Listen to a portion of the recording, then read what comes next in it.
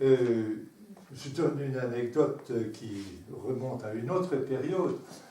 1993, juste avant la fin du mandat de la législature, où la gauche a ramassé une raclée. À l'avant-dernier, ça arrive.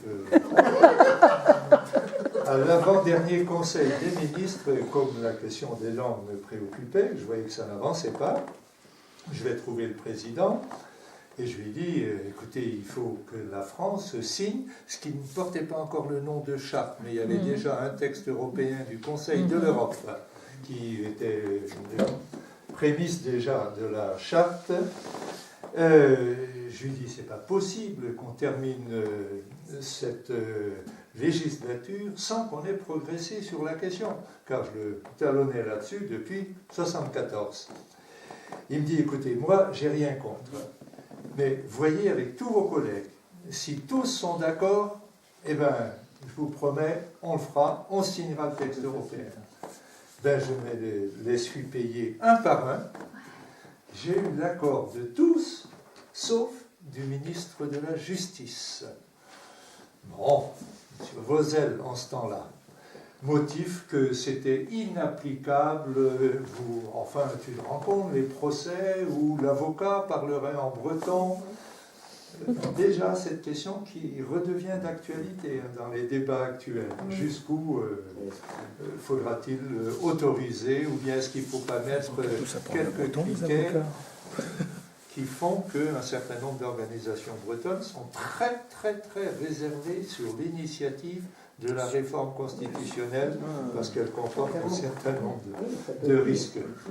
Donc, c'était déjà un signe des temps que sur certains thèmes, notamment la justice, ça posait quelques problèmes. Je suis sûr qu'on va retrouver ça dans les temps qui viennent. Mais j'ai en même temps des signes d'optimisme. Il se passe un certain nombre de choses au cours de cette année 2014. La première, on en pense ce qu'on veut, mais avec les débats qui ont eu lieu pour le pacte breton qui va être bientôt signé, moi je pense que les mouvements culturels vont obtenir des avancées, premier point, dans les prochaines semaines. Et je pense que sur la décentralisation, vraiment, si les Bretons ne saisissent pas, les Bretons, pas seulement les politiques, mais les mouvements, mais le peuple breton, ne saisit pas l'occasion d'une décentralisation avancée, sans des grandes réformes, sans attendre ce à quoi je ne crois pas, un grand soir de la décentralisation, le débat sur lequel tout le monde va se noyer du nombre des régions et compagnie. Vraiment, il y a des occasions à saisir au cours de ces trimestres. Je ne suis pas sûr que l'histoire repasse des plats de sitôt. Autrement dit, conjonction de plus de pouvoir en matière culturelle, et notamment pour la langue. Deuxièmement, en matière de décentralisation, plus de pouvoir à la région, je pense aux radios, aux télés, à tout ça. Si ça, c'est pas saisi, oui, on pourrait être préoccupé.